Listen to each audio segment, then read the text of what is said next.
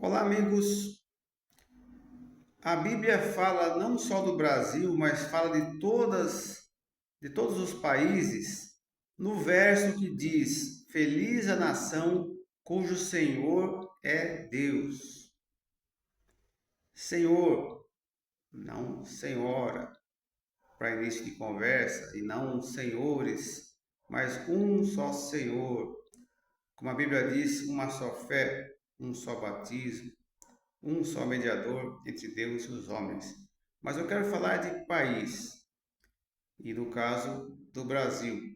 Preste bem atenção, como eu sempre digo, as histórias bíblicas se repetem a cada dia com novos personagens, e nós, queira ou não, estamos imitando algum deles. A Bíblia mostra que antes de haver reis em Israel, ou seja, o povo de Deus, os judeus na época, Samuel era um profeta e também era um governador, um juiz, ele que resolvia as coisas ali, ele que governava a nação e, segundo as escrituras, ele estava agindo corretamente, não estava defraudando ninguém, roubando, prejudicando, oprimindo ninguém, estava tudo bem com ele. Só que o povo mesmo assim chegou para ele um dia e disse: Olha, a gente quer um rei, igual das outras nações que tinham reis.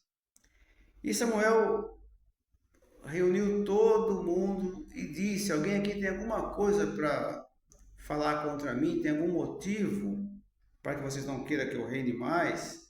Eu defraudei alguém, prejudiquei, oprimi? Não, e não tinha ninguém. Ninguém teve nada. Presta atenção nesse detalhe. Ninguém podia acusar realmente Samuel de alguma coisa para que ele não fosse mais rei. Eles mesmos disseram: não temos nada contra você, mas a gente quer um rei. E Samuel disse então para Deus: Samuel consultou a Deus e preste bem atenção na resposta de Deus para Samuel. Ele diz: não é a você, mas é a mim que eles estão rejeitando. Preste bem atenção nessa resposta de Deus para Samuel a respeito do povo que não queria mais que ele fosse rei e queriam que ele fosse governador ou juiz, como eles chamavam, mas queriam um rei. Não era exatamente Samuel que eles estavam rejeitando, era a Deus. Por quê? Porque Samuel os conduzia conforme os princípios de Moisés, a lei de Deus. E é isso que eles não queriam. Os reis, alguém não espiritual, não profeta, né, não comprometido com Deus como Samuel, seria mais fácil para eles.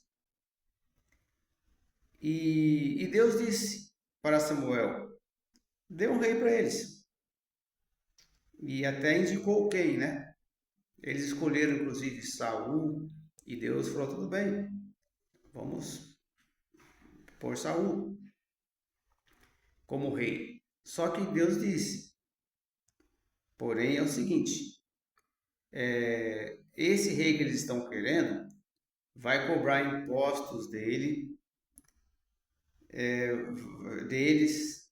vai oprimir, vai mandar eles, vai criar guerras, eles vão ter que ir para a guerra por causa desse rei, vai trazer confusão, né? Esse povo vai se arrepender do rei que eles estão escolhendo. E Samuel disse então: Olha, Deus é testemunha entre eu e vocês que eu não roubei vocês, não defraudei, não fiz nenhuma injustiça, mas tá aí o rei de vocês, né? E foi o que aconteceu. Saul, que foi esse rei, fez várias coisas que fez o povo padecer por isso, né? E quem conhece a história sabe, quem não conhecer é só ler lá o livro de Samuel, o primeiro livro de Samuel, que eu me lembro está no capítulo 14, por ali, 12, 14. E assim, você não acha nenhuma história parecida com essa, não? Porém,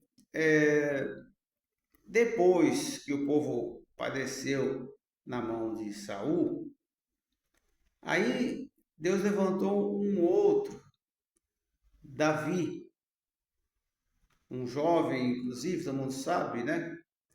Que não era nem soldado, mas ele foi lá levar pão para os seus irmãos que estavam no exército e se deparou com Golias lá e comprou a briga e venceu, e dali em diante se tornou querido pelo povo. E Deus mandou Samuel ungí-lo como rei.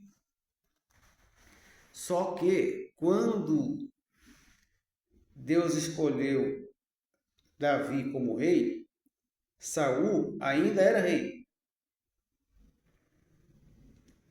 Quando Saul veio a morrer em uma guerra, é que Davi ocupou o trono.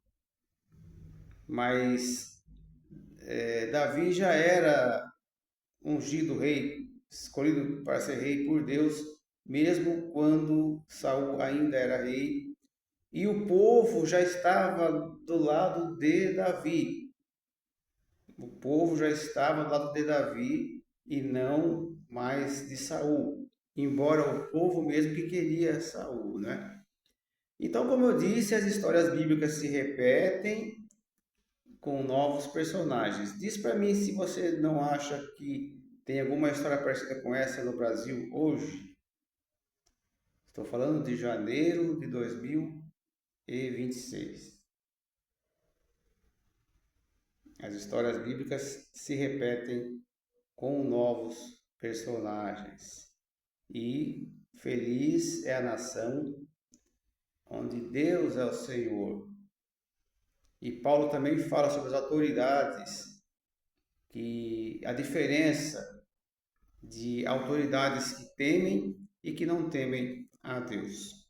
E que devemos orar por elas para o nosso próprio bem.